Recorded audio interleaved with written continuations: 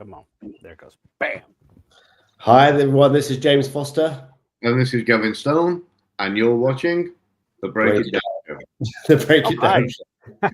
You have to forgive James. He's had 48 hours, so give him a little bit of slack. Apologies in advance for James. James, that's all right. We'll get you caught up. We talked Canada Stan for a couple of minutes. Everybody who didn't know, we just had Ken on the show. He and I did a back and forth, and it was great. We're talking about counterintelligence and the Army and all those things. So for sure, go look at that episode. I'll put that link up in the show notes here in a moment. But I wanted to talk to James and Gavin primarily because you guys have invented a thing that I love called SpyQ. I'm always on about how do we give these skills to the next agents? How do we transfer our knowledge? You know, like here in America, you put a SEAL badge on a book, bestseller. Like those guys have done a great job in turning their work into a brand. You know, Green Berets, everybody loves that. No one really knows who we are. And so there's a bunch of us trying to do this kind of thing, but you guys came up with SpyQ. So I guess, Gavin, I'll start with you, and then we'll let James get his breath caught, and then he'll back you up. But tell us about SpyQ, and also congratulations on that event. I got to go. Thank you for inviting me. It was wonderful. Thank you, thank you, thank you. Tell us about SpyQ. Well, thank you for being there, Pete. It was brilliant. You made a massive difference and a great contribution, along with a fair few others from the intelligence community and the world of counterintelligence and military, etc. So what the event is, it's... In fact, you know what? I'll start with the origin of it, because if I say a little bit about my own background, I've worked in intelligence for around about 20 years in many different capacities, and I've had the privilege and pleasure of working with a mixture of different allied governments, and that has resulted in me having the best of the best when it comes to training, and that's resulted also in me being able to have a massively unfair advantage in life in pretty much everything I ever do. So with that in mind, I was getting a lot of phone calls for consultancy work or problem solving work and that kind of thing, all manner of different aspects of everything from private clients to companies. And they'd call me up and say, hey, I got this problem. Can you help me solve it?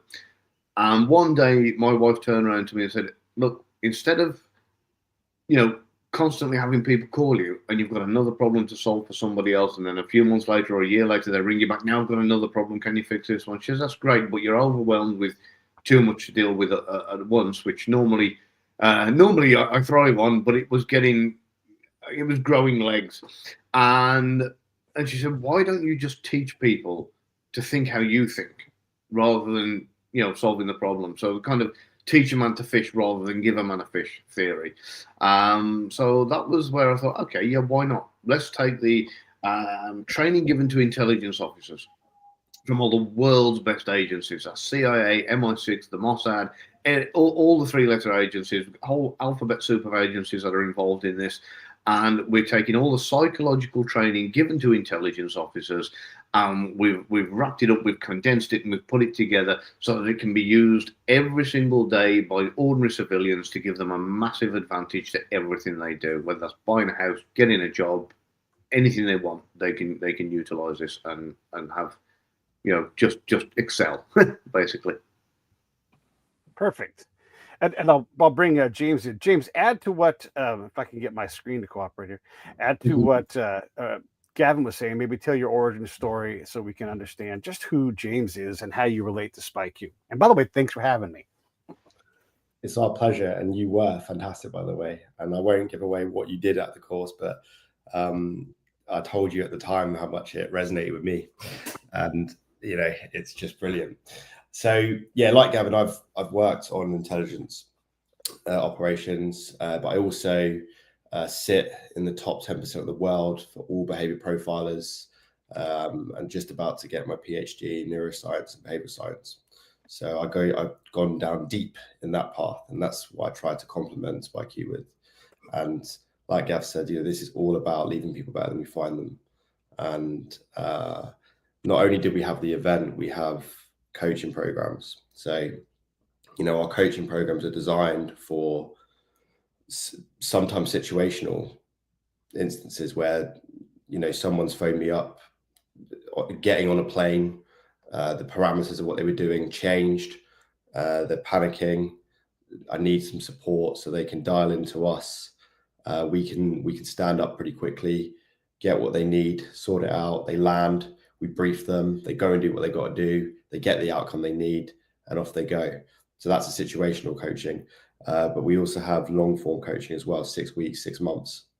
Most coaching packages might take 12 months for real transformative change. We do it in 6 because we are very serious about what we do. And it's very exciting and we love it, as you can tell. It's what we live and breathe. That's great. Ken, I wanted to make sure you get a chance to ask questions, so please have at it with the fellas. I appreciate being here and the opportunity, gentlemen.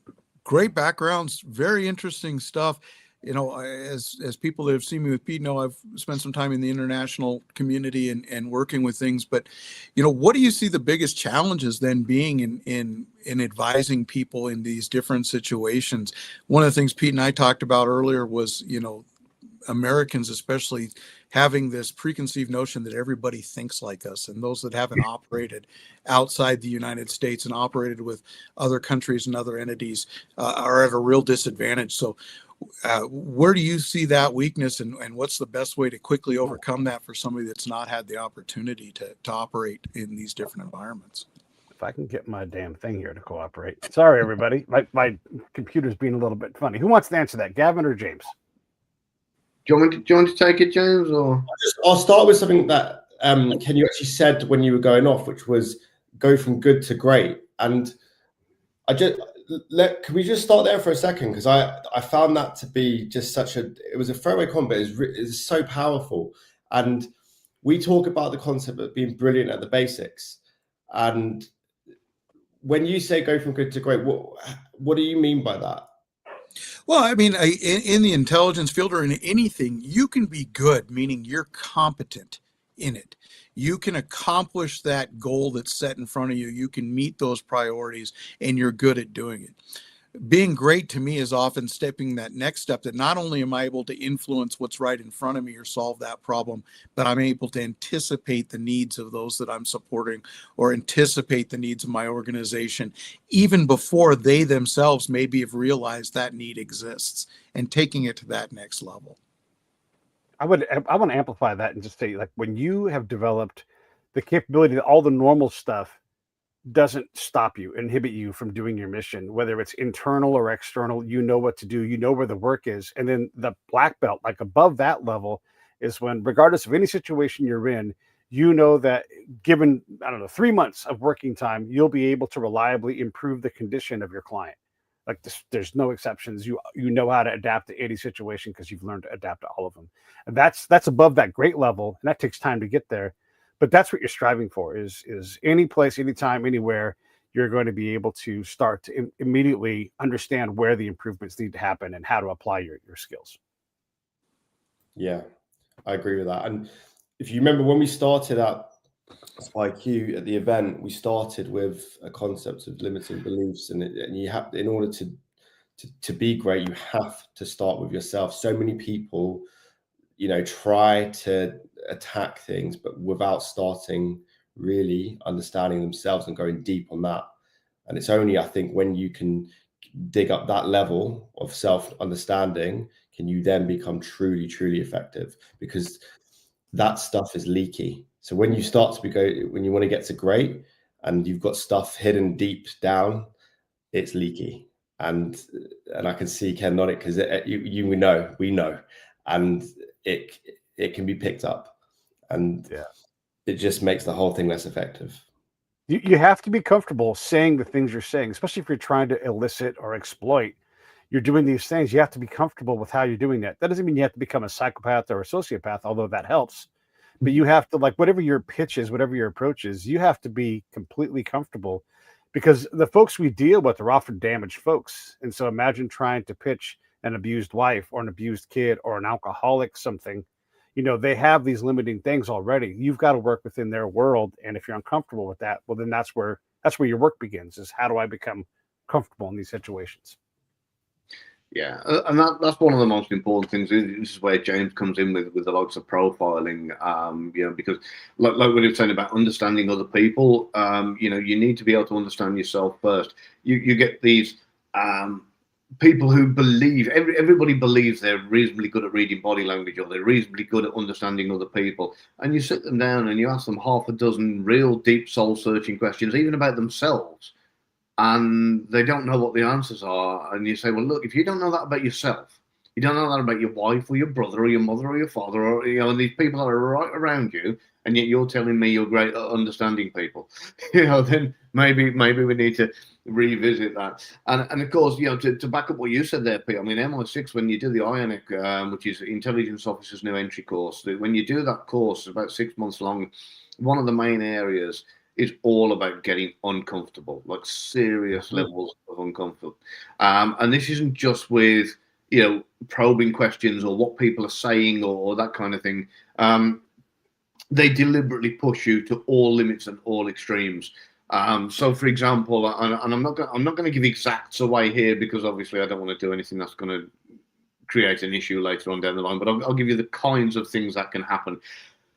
You've been briefed on several things. You've done several role play operations that you know that have gone swimmingly well and whatever else. And then they say, right, now you're in charge now of running your own op. Right, this is your assignment. This is what you're going to do. And you sit together and you work all the pieces out and all the ifs, ands, and buts. And then it's their job to screw with you as much as possible, you know, in every conceivable way. So, you know, this could be anything from the fire alarm going off at the hotel in the middle of the night so you get sleep deprivation. This could be the fact that, you know, your driver that's meant to show up with your interpreter doesn't.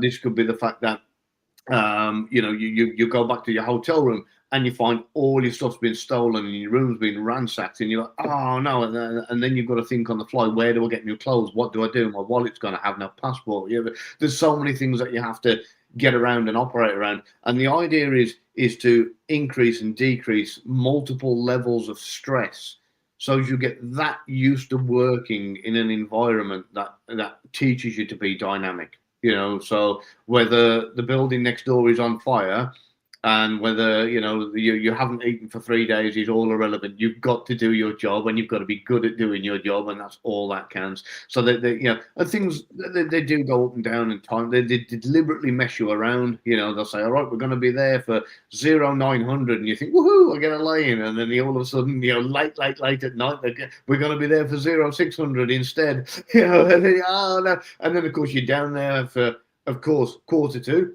At least, and then they don't show up till like 0730, and you know, and you. So the whole thing is deliberately to push you to absolute mental and physical extremes and get you so comfortable with it that once you know you can operate under any conditions, and you've got that level of faith in yourself, you can then pass that on to any asset you recruit, anybody you coach, anybody you're teaching, anybody in the world. You've got that level of confidence to say, hey, I got you. Don't worry. We got this. Yeah. I think one of the things that's missed by a lot of people, and I think you hit on it, is doing these types of things requires a certain level of emotional intelligence and emotional maturity that you can't necessarily teach overnight. You have to have experiential exposure to these things to really pick up on it. And one of those things that I think that is an underdeveloped skill in many is the skill of empathy, and being able to discern between sympathy and empathy when dealing with people. And has that been your experience in your career also, that, you know, a lack of emotional intelligence keeps someone from reaching their full potential, and a lack of understanding the difference between being sympathetic to a person's place or situation is a huge gulf between being empathetic towards it? I love that framing, is just brilliant. And yes, 100. It's funny, I was speaking to someone called Leanne just before this, and we were talking about this in a business context. And the only thing I've learned over a long time actually is, yes, absolutely, you have to see the world through empathy. If you just have that one bit and you start to see the world through empathy, guess what? You don't react. And if you don't react, you don't regret. And if you don't regret, you become more effective. But there's a difference between sympathy, empathy, and compassion. And the reason I say that is because if you're not careful and you do, and when learning behavior profiling, one of the first things that happen is because you do become very upskilled in empathy, suddenly people start walking around incredibly sad because they see the world for what it is. Everyone is suffering, everyone is insecure, everyone is a product of childhood suffering and reward, and so on. So you start to see that. Compassion allows us to feel that, but not carry it. Empathy, the slight context is we kind of carry it around, and that's why people feel sad. So I've learned over time, actually, you can be really even more effective. And that's why I was really interested in good to great, brilliant at the basics. Compassion is just that next level up on this stuff. But yeah, I love that framing. Sorry, Gav, I spoke over you. That's all right. No, I want you to at the minute. I'm feeling really sorry for James because, like I say, he's had 7 hours sleep in 48 hours and still managed to be here. And job we can't talk about, unfortunately, but he's pulling it together because it's been a stressful couple of weeks with a hell of a lot going on. So the fact that he's managing to stay upright is admirable. But yeah, what I was going to say, and again, you guys know this as well as I do, so this is more for your audience. In fact, to be fair, I already know that you guys already know all the answers to the questions you've asked anyway. But for the sake of the audience here, there's this Hollywood trope that CIs or assets get kind of mistreated and abused. That they get pushed around and threatened and whatever else, and this. It's not the case, not with Western agencies anyway. The Western agencies prefer more carrot and less stick. It's all about building that relationship and helping that person and bettering that person's life. The amount of times I've seen on the likes of some Netflix series or something like that, a so-called CIA or intelligence operative or one of the has put a gun to the head of an asset and said, "You will tell me," and then they've told them a secret, and then three episodes later, he's back to that particular person and they're helping each other out like best friends. That's never going to happen. No. If you put a gun to the head of an asset once, then that relationship is over. End of. So go, Ken. Yeah, no. So the people that don't understand, and you're right, they fall into these fictionalized Hollywood versions of it, is when you're using leverage against a source, by using that adverse leverage against them, you're forcing them to continue to act in their own interest because they're trying to protect themselves. And the form of art is to convince them to act in your interest instead of in self-interest. And as long as they're on the defensive, gun to their head, I will expose you, I will do whatever, then you're never going to get that source to reach its full potential, nor are you going to get that source to reveal to you necessarily that deep down piece of information that you need. So that misconception, I think, those of us that grew up in the 80s and went into law enforcement oftentimes watched Miami Vice and thought that that's the way law enforcement worked and it operated. And we were all flashy cars and flashy suits and good music and operate that way. And sometimes when the reality of the world comes into conflict with what society or fiction or Hollywood has told us how things actually operate, there's a learning curve there to get in it. And as intelligence professionals, we all know on the Western world, especially what we've seen amongst those case histories of people in the United States that spy, they don't spy or become sources for hostile intelligence services for ideology. Generally, it's a self-interest. They're doing it for wealth to gain, some type of monetary or financial benefit. And understanding those motivations behind people, again, is one of those things that allows you to operate successfully. And a gun to the head is not going to build the type of long-lasting source relationship that's going to pay off over time. And people don't realize that the classic foreign intelligence services that we look back at in recent history and say it's the KGB or the GRU or any of those types, when they were running Western sources, very seldom were they running them under threat. They were running them because they were able to financially bait them or able to give them some type of benefit that allowed that relationship to continue. because when the source is under threat, when the gun's to their head or adverse leverage, they're constantly looking for their way out, not constantly looking for how they're going to be able to support you better.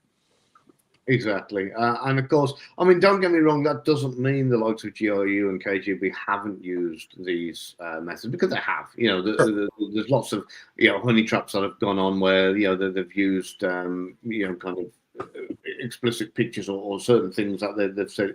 But that's generally just to paint somebody into a corner. And then, you know, they back off after that, you know, once they, but yeah, most of the time, you know, even you know, when the logs of the Russians, the GRU, KGB are well, what's now FSB and SVR and still GRU still running, you know, the majority of the time now they operate exactly the same as our agencies. Chinese are a bit more sly. They prefer devices and tech, you know, and that kind of thing. So, but even the Chinese are catching on there with sending a lot of honey traps over, and there's a lot of we've just recently had an internal warning amongst all of the intelligence agencies and people over here about how the Chinese are really ramping things up right now, and you know, to be extra careful. So, you know, I can't even order myself a chow mein at the moment. I wanted to jump in here. We talked. Oh, go ahead. Does someone want to go? Ken? No, go ahead. Oh, okay. When we talk about emotional intelligence, I'm always going to bring in the cultural intelligence side, this CQ that kind of is upstream from emotional intelligence. If you can, this is just Pete saying from his own experience, if you can accomplish your goal on an existing resident cultural path, it's not comfortable. We don't get to be comfortable. We have to work with their world. So if you're in Iraq, or if you're in Germany, or fill in the blank country, whatever their specific culture is, if you can accomplish your task A to B on somebody else's path, that's going to be better than yanking them off their path over to this new path that they've never been on. It's my job to be uncomfortable. It's my job to work within their structure. I have to understand when they make a decision, so that hopefully I don't get to that gun to the head point. I understand what their goal is. Is it power? Is it money? Is it influence? Is it safety? Whatever it is. And I'm trying to slowly build that trust bank by doing what's the smallest thing we can do today to improve whatever it is that you need improving. And it's never about me. It's never about me. So that when my ask does come, it's more powerful, because I've done all this to improve this person's influence, stature. I've brought them on the American camp, whatever it is. I've done all these things, and I understand what their decision-making process looks like now, so that when they go to say yes, I'm like, yeah, but where's the holy man? You guys always make a decision with the holy man, and they're like, you've been paying attention. All right, yeah, let's do this for real. And then that gets you bought in at a level we're talking about this greatness. That's the great level, when you're able to say, here's your culture. I'm gonna use it to my advantage to get you to do what you aren't necessarily supposed to do, but it feels so comfortable for them. And they like me so much because I'm likable, and I've been likable on purpose, that I get to accomplish my goal. How did I do, fellas? Who wants to jump in? James, big OK side. Go ahead. Yeah, and that just, if you remember back at the event, we talked about the ARC model and community, and that's rooted back in very, very old ancestral patterns and programs. So it's always useful to understand why that works as well. So they're seeing you as part of their community, and that is grossly misunderstood and underestimated by many on a daily basis. And we talk about the context in business, because I think we're streaming live on LinkedIn as well. So think about how that plays out in business, and maybe with the deals that are lost because we're not doing things. And there's a fantastic book called Backable by Sunil Gupta, and he talks about earned secrets get deals done. And the holy man is an earned secret, because you've earned it and it gets deals done. And think about that in the context of the boardroom. You know, it's absolutely fantastic. And in a way, that's kind of what we're all doing here for each other. You know, we all have interest in what everybody else is doing, even just in this little rectagonal shape. You know, we're all building community within ourselves. That's why we're on here talking. We want to help other spy type folks do better. And so we're doing the very thing right in front of your all's eyes, is like we're all working to build this community. So it's a great point, James. And thanks for bringing that up, because it is underappreciated and unseen quite often. And also, by the way, it's uncomfortable. It's not fun. And it's not the critical path of or it's not the easy path of like 1, 2, 3. It's this critical path that might take you left, might sit you down for 3 months in a cafe as you build influence there, But the apex, and this is just, I'll brag on Pete for a second here, is when someone calls a meeting that I have to go to. This really happens. My buddy and I, we sit down at this farmer's house in this valley in Afghanistan, very dangerous place. And then we come back the next day, and the governor who calls the meeting, he's like, "Hey, just wanted to let you know, that wasn't my meeting. That was the Taliban's meeting. They were there with all those other farmers, and they all thumbs up you guys continuing to work there." So we use the cultural path so effectively that the Taliban said we could operate in the area. I think that's like apex. So how do you bring that to your private world, right? So that your adversary is like saying, "Oh, how can we get Gavin over here for dinner? He's the best." So like that's what we're sort of looking for here. Gavin.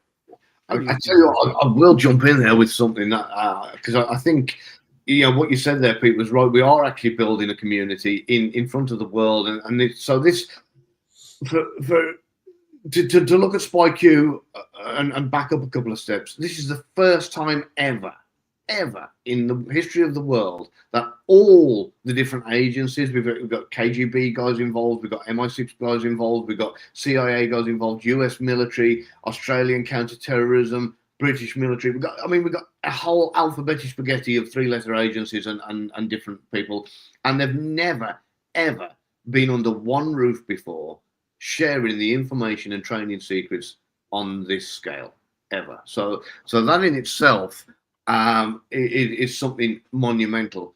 But if you look since the event, how well it's gone. You got Chris Binch from the old Paratrooper podcast. Who were you on his show, or he on yours, or both? He was on my show. He was on my show. Yeah.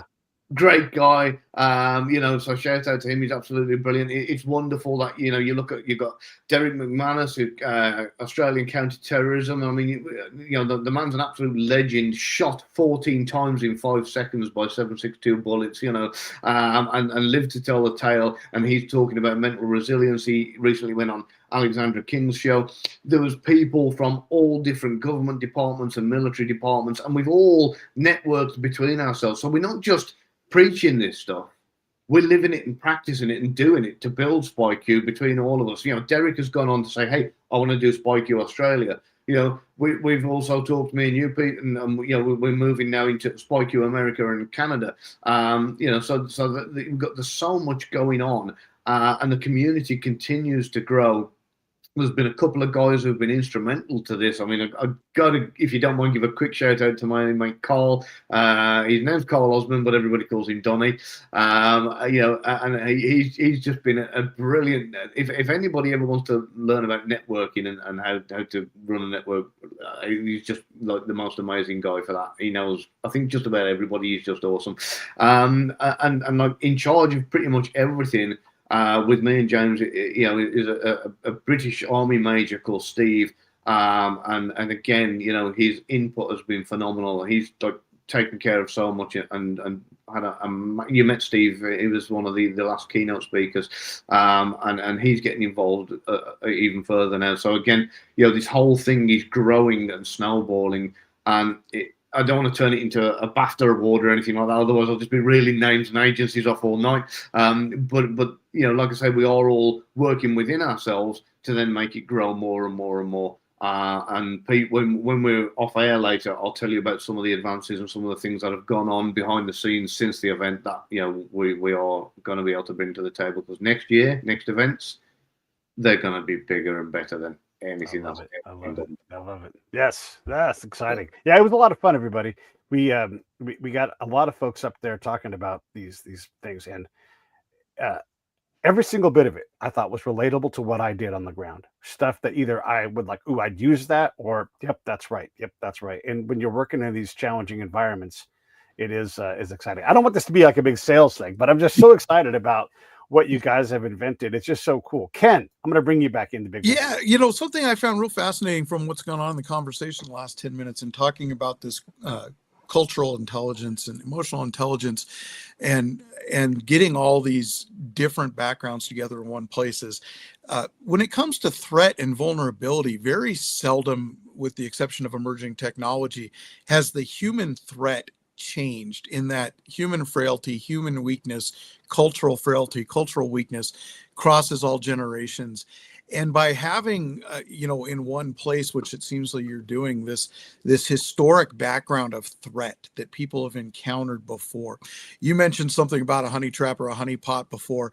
And every time I hear that, I can't not think back to the work that the East German services did in setting up their Romeo traps and realizing that the threat, that their inroad wasn't through these principals, these very successful men that were leading agencies or anything else, but that they could make inroads by going to their secretaries and these career women that had devoted themselves to serving those principals who hadn't had much of a social life, and that there was a vulnerability there by sending a romantic paramour, male romantic paramour, in to woo them and then use that as their way in. And I think in the business realm and in industry, a lot of people don't realize historic threat. They think that they're going to penetrate my systems, they're going to get into my databases, they're going to do those, and not realize that the vulnerability might not be the system itself. The vulnerability might be that secretary to the CEO, or might be that other person that they can exploit to gain access in a way. And by you guys bringing together all these different disparate intelligence backgrounds from different nations and having a database, at least internally, of what these different threats could be, is a great benefit to industry, because they don't think the way we have in industry. They haven't had to spend a career determining what the vulnerabilities are and either how do we exploit them or how do we counter those vulnerabilities. So, I hear the honey trap. You mentioned the Chinese doing it. We've seen inroads here in the United States with our politicians. One that announced for governor this morning in California that apparently was the victim to a honey trap at one point in time. And having that understanding and being able to express that to your clients and to others of, hey, this is a potential vulnerability, and hey, this is how you counter that, or this is an opportunity for you to move forward and pursuing what your goals are. So incredible stuff. I'm becoming a big fan real quick and can't wait to learn more. Let me just jump in. I love that you brought that up. I'm not a political statement. Let's just say that up front. Fellas, if you knew that there was someone who had already been compromised by a foreign agent who was going to run for office or anywhere, you look at DC.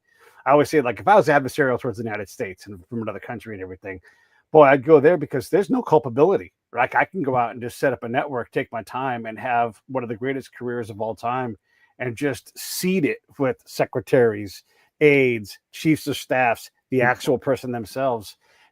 That is what happens. And when someone's now not been held accountable at all, has been a victim of a honey trap, is now going to run for governor.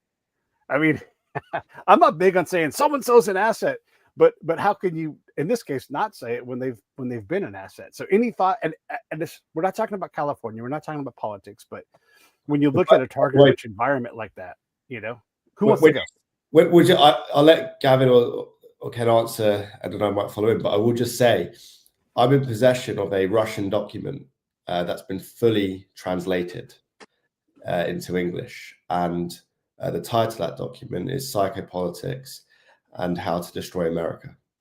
Yeah, and in that document, it is probably one of the scariest things. If you understand the level of this stuff, it is one of the scariest things that you'll ever read. And what you just described, and you talk about also community, not that far-fetched. Yeah. At all. That feels good. Yeah. And there are a lot of contingencies in place for this kind of thing. But what you've got to remember is this is like a giant game of chess being played by the world's governments, right? And what will happen is the American government will put a pawn forward and say, right, we want that piece there, right? And the Russians might look and go, we don't want them having that piece there. What have we got? So if you can imagine that person might have been compromised by a honey trap, that might have happened 5, 6, 7 years ago. They'll sit on it and they will wait because they don't need to pull it out the bag. But we do exactly the same. So do you remember a few years ago when there was that big roundup of spies in New York, of Russian spies, and they just, it appeared to the world that we just randomly rounded up 5 spies and deported them and said, there you go, off you go. There was a lot more to what happened before that than what actually happened that just made the headlines. And of course, we knew, or you guys knew, they were operating in that area for quite some time, and we're watching them carefully. It wasn't just something that we just randomly got a tip off, went and rounded them up, and then deported them. They were being watched for, again, I don't want to say an amount of time because but they were being watched for quite some time before something else happened somewhere else, and when that event took place, it triggered us turning around and saying, right, okay, if you're going to do that, we're going to fire a warning shot. And we got these guys from over in New York, and we went, there you go, have them back. We know what you're up to. We know what you're doing. And of course, the British do exactly the same thing. All the world does exactly the same thing. One person will move a chess piece to another part of the board, and if we don't want it there, there's 2 options. We either take it out or get them to replace another, make a different move. And that's probably or possibly, and again, I'm not saying that it is or isn't. I want to complete deniability here, but possibly what could have happened here. This guy could have been compromised for quite an amount of time before somebody decided to play the card of he's on the no-go list. Yeah, I mean, the sort of what you talked about is a conversation Pete and I have had previously of whether you neutralize or exploit that. And the neutralize is the easy part. How quickly can you take those pieces off the board? You can take them off the board immediately. There's different ways you can do that. But do you gain that advantage by exploiting first? And how long do you exploit? And what types of things do you use to exploit that knowledge that person is a player on the board? Because, again, there's players on the board we might not even know. Where have all the illegals gone was a statement that was taped to the desk of an old agent that I worked for a long time, that was bemoaning the disappearance of illegal agents operating under not under official cover and stuff. But the when and how you choose to exploit is very much an art form, and very much sometimes a decision above the operator's level, that you've let the decision makers know that this person is subject to exploitation. How long and at what level do we want to exploit them before we take them off the board, neutralize them, whether it be by making them persona non grata and removing them from the area of operations that you're in, or do you exploit them by bringing criminal charges or some types of other things? So the same can hold true in industry also. When you realize that there's a threat to your company, or that there's something, you might want to exploit that threat first before you take them out. Having been in business and having had competitors before in business, there were times that I sometimes wanted those other players or competitors on the board because they continued to make me look better and made me look good. So I didn't want to take them off the board by taking their contracts away from them or taking their business away from them, because I always had them to point at for a new client, saying, that's your alternative. You can choose to go with them, what a joke they are, or you can choose to come over to me and look how I'm going to benefit you compared to them. And it always came down to a point where I did take those competitors off the board, but I always made that observation and that weighed and balanced those out before I did so. Yeah. Hey, Ken, let me ask you. Oh, I was going to say, Ken, I want to ask you about this, because in our field, we tend to have defensive and offensive-minded people. I think we're more offensive-minded, not to give offense everybody, but to go on to the offense. So, when someone's like, "But the Chinese spies are coming," and I'm like, "Awesome! let's go get them. Let's play the game, right? Let's play tackle football." How do we sort that part out? I think we come in with a disadvantage on the onset, and it goes back to that cultural intelligence and mindset in the Western world, and especially American. are very short-minded in playing this game sometimes, where Chinese and others are very long-minded in playing the game. You know, my new friend here talked about the chessboard. It's not just a chessboard, it's a three-dimensional chessboard. And some people that are playing that long game will put assets in place for the long term and will not use those assets for significant periods of times, where we're an instant gratification culture. We want instant gratification. We want things to happen right away. So how do we counter that? We counter that by, first and foremost, by education, by letting, you know, be it business or industry leaders, government leaders, understand that this is a real threat, that these threats will continue to come at us, and the threat that may be put in place today might not be an active threat for decades down the road. And that's a challenge for us, because we don't, in business, they don't think short term. They're thinking, what's the next cycle? What's the next budget year? What's the next things and what we're doing it? Whereas the foreign intelligence services, whether it be conducting you know, governmental espionage or industrial espionage, they might oftentimes be willing to invest in the long term. And, you know, what this brings to mind for me, and I throw this back to my new colleagues here, is false flag operations. And is there an increase in false flag operations? And is there an increase in people trying to gain access using a false flag vis-a-vis, you know, there's not a lot of people, if you come up and say, I represent the Chinese Communist government, will you provide me this adverse information? Whereas if they came to them and said, I'm from a sympathetic nation, or I represent a sympathetic company that's not going to do any harm, and you're willing to provide the same information there. So what's your experience in that area? Is the false flag growing, or is it? Gav, I'll let you take that, but I just before we go there, just in the concept of business, because I think it's because that whole thing around offense and defense, and yeah, one of the things we'll always say is, because this is last night, I'm talking to a FTSE 100 business, and they're talking about something as if it might happen, and the simple shift in context is when. Yeah, it's going to happen. And so then from there, once we accept when, then we move into defensibility. So that doesn't mean defensive mindset. It just means I'm going to get dragged up in front of the cameras at some point, and they're going to be shoved in my face, and I have to be able to be defensible. Otherwise, me and my team are out. And that could be cyber, that could be anything we're talking about here. And then it goes back into something we said earlier around mindset, and this idea of just being comfort level, you know, comfortable, but not content. So in any situation, I'm comfortable. And that's really what we're teaching. It's a mindset. It's an only metric we teach. Can you be the most comfortable person in any room, in any conversation? And that requires a level of preparedness and thinking and long gaming, and sometimes not, and being dynamic. And I love this conversation, by the way. good. Hours. I love it. But false flag is fantastic, and a very good camera angle shift to Gav. Yeah, cheers, mate. So I'm going to talk about a very interesting conversation I had only last night about a possible false flag attack. Before I do, I'm going to backtrack a little bit to a conversation I had a while ago, and this goes along with what you were saying about taking players off the board and that kind of thing. I was getting chewed out by somebody who was dead against the whole intelligence community because mainly because they didn't understand it.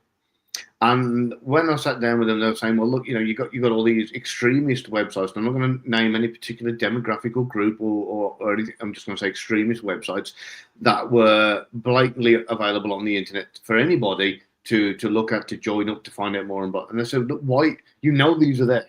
You know these are there. We know these are there. Everyone knows these are there. Why aren't you taking them down? You know, if you're so all-seeing, all-knowing, powerful, you know, intelligence agencies, why do you let these things carry on?"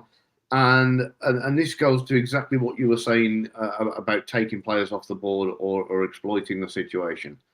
If we wipe those websites out, then we got no idea who's visiting them. If we take those players off the board, we've got no idea who's got an interest or who's going to be a potential threat or a potential problem.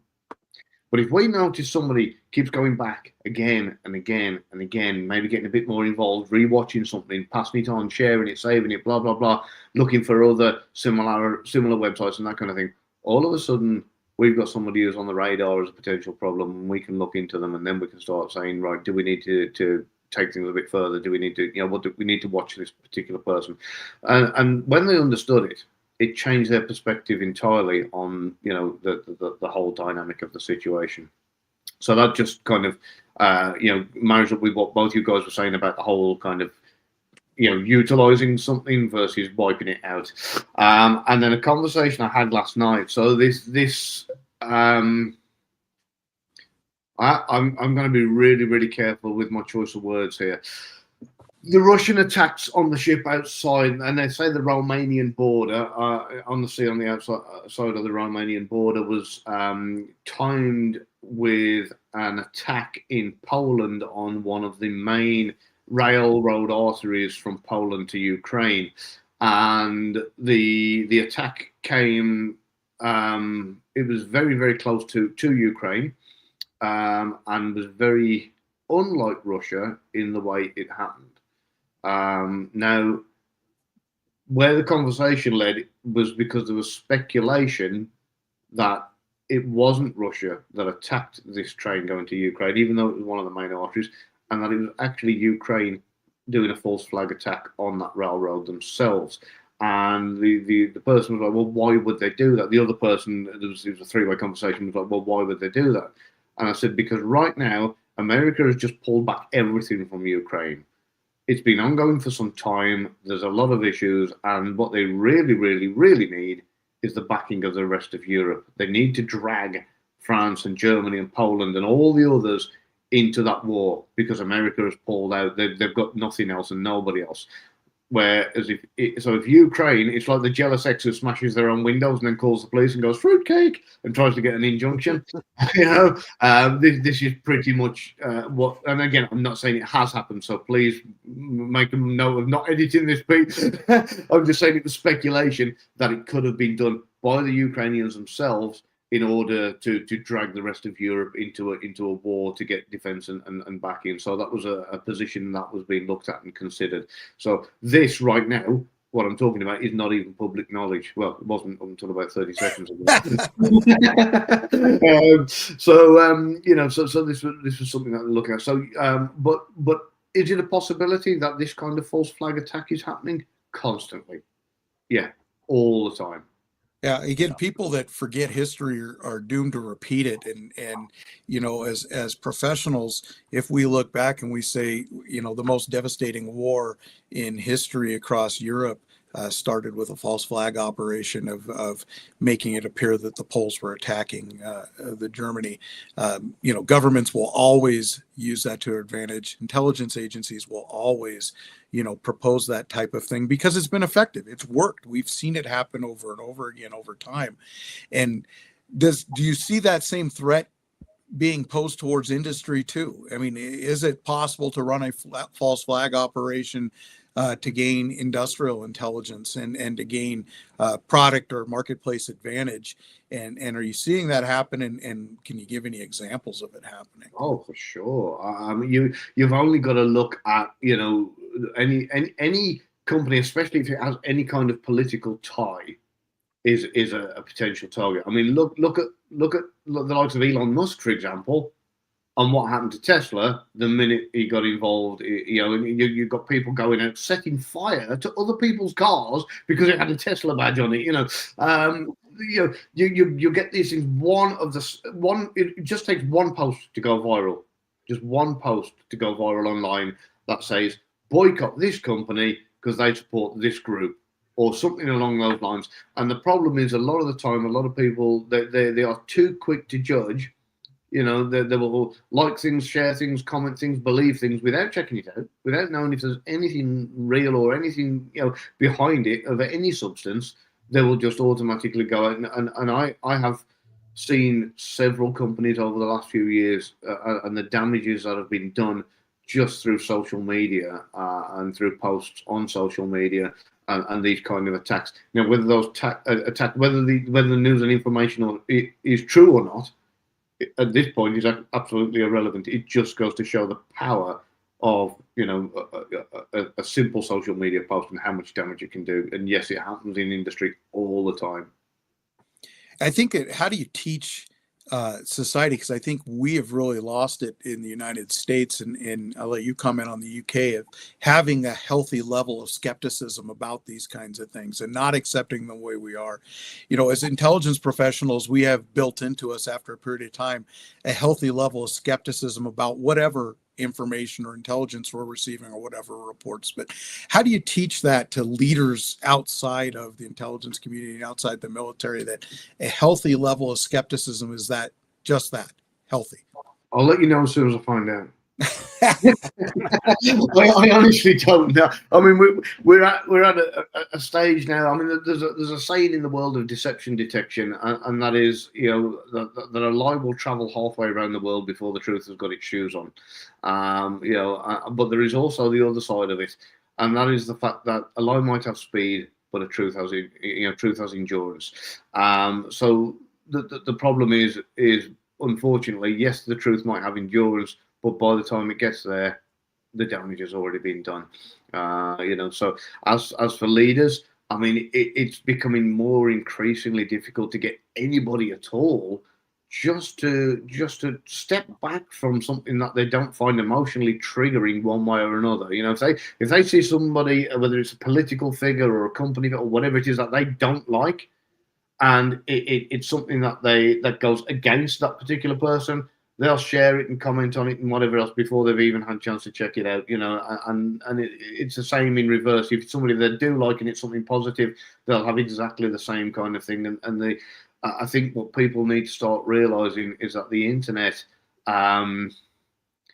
it's a bit of a puppet show, really, isn't it? Let's face it. We need to stop believing every picture, every video, every post, that whatever it says, before checking it out. And that also goes the same for people who check search engines and don't go past page 1. What is it they say? Page 3 of Google, where the truth goes to die. Or every business leader opening up the Financial Times or another paper like that and believing that to be true, and we hear lots of business leaders talk about cybersecurity and how they're going to invest in it and the audits they do every year, and they have risk governance councils, etc. Yet you never hear them talk about the fact that the human brain has zero protection. Zero. Yeah. That goes back to the earlier conversation, right? And so the only remedy is awareness. And that's part of our mission, really, which is we have to make people aware, because if you are aware, then, and it goes back to what I also said, which is around reaction versus analysis.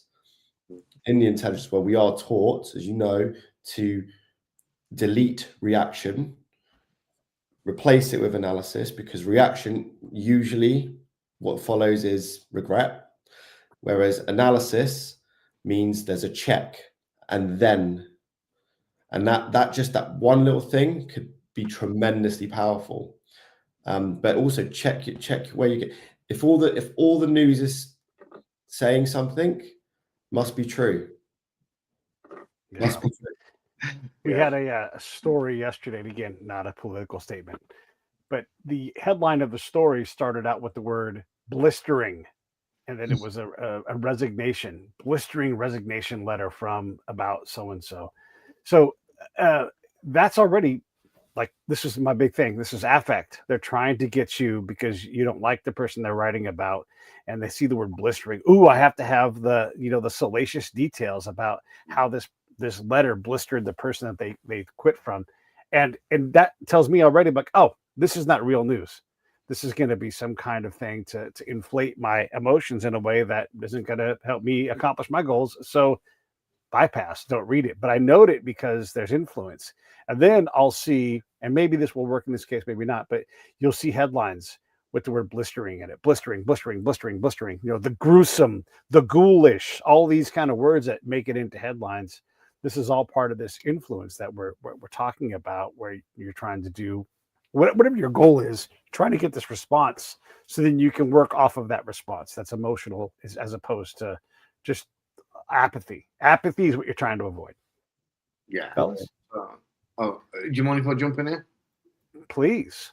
So something that we're looking at integrating into the SpyQ training, and this is some of the intelligence training that I was lucky enough to be on the receiving end of, and it's been done in books and one or two other things, but never really taught in a lesson per se.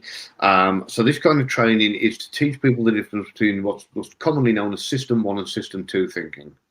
And you might be familiar with it. But one, your brain operates kind of on two levels at once, and that's this System 1 and System 2.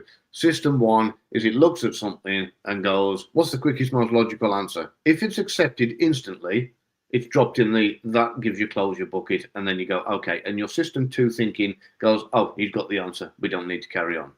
And that's kind of where it stops then, because somebody's done it, they've achieved the task. The System 1's close the loop on it, so it doesn't need to carry on. So to give you an example of how this kind of thing works and how to differentiate between System 1 and System 2, there's a simple kind of question that you can ask. And that is, there's a bat and a ball. And the bat and ball, when bought together, is priced at $1.10. The bat is $1 more than the ball. How much is the ball? Well, most people there would answer that the ball is 10 cents, because that's their System 1 thinking, because they think, well, if the bat is $1 more. No, that's not actually the answer. This is where your System 2 thinking comes in. And when I tell you the answer, that the ball is actually 5 cents and the bat is $1.05, because the bat costs $1 more than the ball. Mm-hmm. So when it's explained to you like that, you go, "Oh yeah, of course." You minus the 5 cents that the ball costs from the 105 of the bat, and you're left with $1. The bat costs $1 more than the ball. So when it's explained, people get it, and they're like, "Oh, cool, yeah, that makes sense." That's the difference between System 1 and System 2 thinking. A lot of what I'm trying to do as an intelligence officer is get people to answer me in System 1 thinking. Is to get them to give me an answer, to give me a yes to something that I need them to say yes to really, really quick without putting too much thought into it. I don't want them going into System 2. I need that yes and I need to move on. But at the same time, this same kind of system is constantly being used by the media, by the press, by all manner of different people, including marketing companies and sales agencies and that kind of thing, to get you to utilize your System 1 thinking and not engage your System 2. And this is why at SpyQ, we're going to train people to be able to use both System 1 and System 2 thinking, and not let System 2 quit because System 1's got the answer, and get you into the frame of mind of going, right, let's think this through. Let's look at all the facts. Let's look at all the details. And let's get the actual answer we need, not just the one that's presented to us quickly. Love it. That's great. There's some major industries, and Amazon being one of them, that have a theory on that type of decision making. You're talking and analyzing things of the one-way door versus the two-way door. And you look at the percentage of decisions that have to be made that require that it's a two-way door. If you make a mistake, you can walk back through that door. And your System 1 thinking, as you describe it, made me think of that. That's the two-way door you can come through. But if you've got that one-way door that once you go through the door, you can't easily come back through it, that requires that higher level of analysis in that decision making and invoking that second level that you were talking about to do it. And most people in most businesses, go through life without having to invoke that and maybe be successful or at least sustain. But maybe it's what it costs, or the need from that good to great, as we talked about earlier, is being able to identify the one way versus the two way, and then applying the proper analytical view before you make that decision making. Yeah, Amazon have been brilliant at working out that kind of thing especially with the one-click buy button. Where you can just it saves all your address, all your card detail. You just click, boom, you bought it, done. And because they know that the amount of transactions that they lose and that other websites lose from the point where they add to basket, then go to the cart, then they've got to enter their email address, and then they've got to blah, blah, and all these things that could happen during that time. The phone could ring, the door could knock, you could have a change of heart. You've got time to calm down, and your system too starts kicking in. You start asking yourself questions: do I really need this? And then you then want your credit card details, and you realise your wallet's in the car, and then all of a sudden there's that many barriers that you go, hang on a minute, do I really want a chimney roof painting novel dog that goes up at Christmas or something stupid like that? And you think, actually, no, I don't know why I'm buying this. And then you go, scrap the whole thing. This is why Amazon, they want, don't give them time to think about it and get him to click that button the minute, and their sales went up exponentially the minute they introduced that button. And that's because even the big companies like Amazon are aware of this thinking system that, give people time to think up the rational and logical answer, and they might back out of it. They might realize, and this is why we're going to push this a little bit on people at SpyQ at future events to give them the ability to be able to slow down time, as it were, to make an informed decision. Fellas, we're about at an hour. I want to make sure I'm respectful of all your guys' time. So I want to start wrapping this up. Ken, I'm going to, because you already had your shot, so I'm going to give you a chance to just wrap up your thoughts, and then we'll do the next thing the next time. But thank you for coming on the show, and what a fun time. I'm so glad you stayed, man. It was really, it's great talking with all of you. Definitely. Ken? Yeah, no, fascinating stuff. Fascinating about how some of these lessons that we learned in our careers are now being able to be applied in other areas. And I think this institutional knowledge base that you're building up is fascinating, and that it's really going to be a great benefit to others, and we can all learn something from it. So thanks for the opportunity to talk to you guys and to learn from you. And hopefully we can do this more in the future. And I'm fascinated to see where SpyQ goes. For sure. Thank you. Gavin. Guess who's back? Thank you guys for having me on the show. Nice to meet you, Ken. And I'm sure we're going to be doing a lot together in the future, I've no doubt.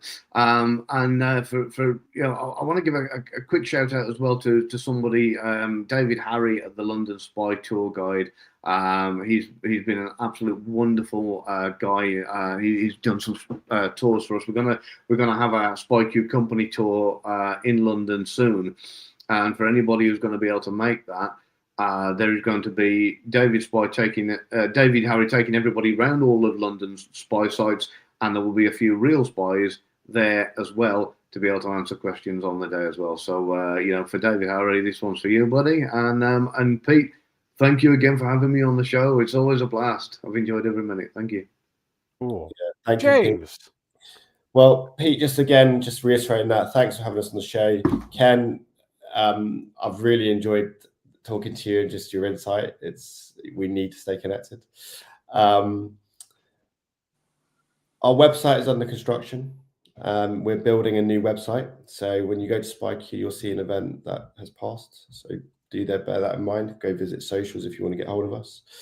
And I think the only thing to say, just a plug for the business, is 2026 is going to be a huge year for SpyQ, and the stuff that we're just finalizing, and we didn't quite get it ready and sign off from the appropriate places to announce it tonight, but I'm hoping very soon we will be able to announce something that truly has never been seen before, and is bigger and better than what we've done this year, and will be truly impactful.